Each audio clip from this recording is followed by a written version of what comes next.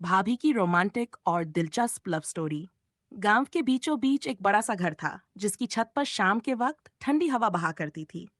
उसी घर में रहती थी सुमन भाभी। सुमन भाभी की हंसी पूरे गांव में मशहूर थी। शादी के बाद भी उनकी जिंदगी में एक अलग ही रंग और रौनक थी। उनके पति राजेश भैया स्वभाव से सीधे साधे थे। भाभी का मस्तमौला अंदाज और भैया की सादगी, दोनों की जोड़ी बिल्कुल परफेक्ट थी। लेकिन हर कहानी में कुछ न कुछ अनोखा होता है, और यहाँ भी कुछ ऐसा ही हुआ। गांव में एक दिन मेला लगा। सुमन भाभी को मेले का नाम सुनते ही एक अजीब सा उत्साह हो गया। उन्होंने भैया से मचलते हुए कहा, चलिए मेले चलते हैं, मुझे चूड़ियां खरीदनी हैं और गोलगप्पे भी खाने हैं। भैया, जो हमेशा उनकी हर बात मानते थे, तैयार हो गए। दोनों मेले पहुंचे। मेले में हलचल थी। ढोल नगाड़ों की आवाज, चूड़ी की खनक और गोलप्पों की खुशबू। भाभी तो पूरी तरह खो गई। भैया वहीं अपने दोस्तों से बातें करने लगे और भाभी अकेले मेले में घूमने निकल पड़ी। वो एक चूड़ी वाले की दुकान पर खड़ी थीं। तभी एक अनजान युवक उनके पास आया। वो लंबा, स्मार्ट और आत्मविश्वास से भरा हुआ था। उसने भाभी से कहा, माफ कीजिए, क्या आप बता सकती हैं कि यहाँ सबसे अच्छे गोलगप्पे कहाँ मिलते हैं? भाभी ने मुस्कुराते हुए जवाब दिया, यहाँ के गोलगप्पे खाने के लिए न हिम्मत चाहिए होती है, चलिए मैं आपको बताती हूँ। युवक का नाम अंश था। वो पहली बार गांव आया था। भाभी ने उसे मेले के सबसे फेमस गोलगप्पे वाले तक पहुंचाया। दोनों ने साथ गोलगप्पे खाए। गोलगप्पे खाते खाते भाभी की बातें और शरारती मुस्कान अंश को काफी भाने लगी। अंश को ये महसूस होने लगा कि सुमन भाभी में कुछ अलग ही बात है। लेकिन कहानी में एक मोड़ तब आया जब अंश ने अचानक कहा, आपसे मिलकर ऐसा लगे जैसे जिंदगी की सबसे खूब चीज से मुलाकात हुई। भाभी ठहाका लगाकर हंस पड़ी। उन्होंने हंसते हुए कहा, अरे ये तो अच्छा है, लेकिन भाई साहब, मैं शादीशुदा हूँ। ये सुनकर अंश थोड़ा असहज हुआ, लेकिन फिर उसने भाभी को दिल से इज्जत देने का फैसला किया।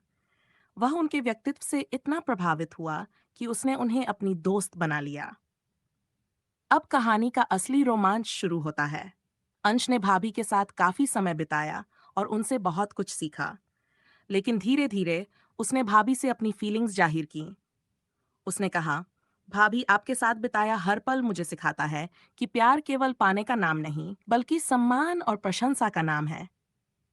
भाभी ने मुस्कुराते हुए कहा, सच्चा प्यार वही है जो किसी की खुशी में अपनी खुशी ढूंढ ले, और तुमने यही किया। अंश ने कहा, भाभी, मैं वादा करता हूं कि अब अपनी जिंदगी में मैं भी ऐसा ही सच्चा और पवित्र रिश्ता ढूंढूंगा। अंश भाभी के प्रति अपने सम्मान और उनके विचारों से प्रेरित होकर शहर लौट गया। भाभी अपने पति के साथ अपनी प्यारी जिंदगी में लौट गई। लेकिन अंश के साथ बिताए पल उनके लिए एक खूबसूरत याद बन गए।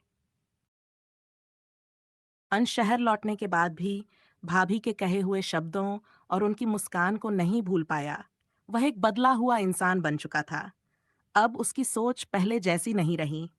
उसने महसूस किया कि जिंदगी में प्यार केवल किसी को पाने का नाम नहीं, बल्कि उसे समझने और उसकी खुशी में अपनी खुशी ढूंढने का नाम है। वह भाभी की बातों को याद कर हर दिन खुद को बेहतर बनाने की कोशिश करता। उसने अपने काम में ध्यान लगाना शुरू किया और अपने परिवार के साथ भी ज्यादा वक्त बिताने लगा। अंश के मन में हमेशा ये सवाल रहता था कि क्या वह कभी किसी ऐसी लड़की से मिलेगा जो भाभी की तरह जिंदा दिल, ईमानदार और सच्ची हो। लेकिन किस्मत का खेल देखिए। एक दिन अंश की मुलाकात एक लड़की रिया से हुई। रिया शहर में एक आर्ट गैलरी चलाती थी और उसे गांवों की संस्कृति से बहुत लगाव था। उनकी पहली मुलाकात एक स्थानीय मेले में हुई, जहां अंश ने रिया को मिट्टी के बने बर्तन खरीदते देखा। अंश ने रिया से कहा, आप भी इस तरह के मेलों में दिलचस्पी रखती हैं? रिया मुस्कुराई और बोली, मुझे लगता है कि असली खूबसूरती इन साधारण चीजों में छिपी होती है। उसकी ये बात सुनकर अंश को भाभी की याद आ गई। उसे लगा कि रिया में भी वही सादगी और गहराई है जो उसने भाभी में देखी थी। धीरे धीरे अंश और रिया के बीच बातचीत बढ़ने लगी। अंश ने रिया से अपनी कहानी साझा की। अंश ने रिया को सुमन भाभी के बारे में बताया कि कैसे भाभी ने उसे सिखाया कि रिश्तों में ईमानदारी और सम्मान सबसे अहम होते हैं। रिया ने उसकी बातों को ध्यान से सुना और मुस्कुराते हुए कहा, ऐसे लोग वाकई दुर्लभ होते हैं। मैं आशा करती हूँ कि मैं भी किसी के जीवन में वैसी ही प्रेरणा बन सकूं। अंश को रिया में वही सच्चाई और मासूमियत नजर आई। कुछ समय बाद अंश ने रिया से अपने दिल की बात कह दी। उसने कहा, तुम्हारे साथ हर पल मुझे वही सुकून और खुशी महसूस होती है जो मैंने पहली बार सुमन भाभी के साथ महसूस की थी। क्या तुम मेरे जीवन का हिस्सा बनोगी? रिया ने बिना झिझक हामी भर दी। और इस तरह अंश को उसका सच्चा प्यार मिल गया। अंश और रिया ने शादी कर ली और अपनी जिंदगी को सादगी और खुशियों से भर दिया। शादी के बाद अंश और रिया ने गांव जाने का फैसला किया। वे सुमन भाभी से मिलने पहुंचे। जब भाभी ने रिया को देखा तो उनकी खुशी का ठिकाना नहीं रहा। भाभी ने मुस्कुराते हुए कहा, अंश, तुमने सही लड़की चुनी है। अब तुम्हारी जिंदगी में भी वही रंग होंगे जो तुमने मुझसे सीखे थे। अंश और रिया ने भाभी को धन्यवाद दिया। वह दिन उनके जीवन का सबसे खूबसूरत दिन बन गया। कहानी का अंत। ये कहानी हमें सिखाती है कि जिंदगी में अच्छे लोग और सच्चे रिश्ते हमें बदल सकते हैं। प्यार केवल पाने का नाम नहीं, बल्कि अपने भीतर की अच्छाई को समझने और दूसरों के जीवन में सकारात्मकता लाने का जरिया भी है। सुमन भाभी की हंसी और उनकी बातें हमेशा अंश और रिया की जिंदगी का हिस्सा बनी रहीं, जैसे एक अनमोल तोहफा।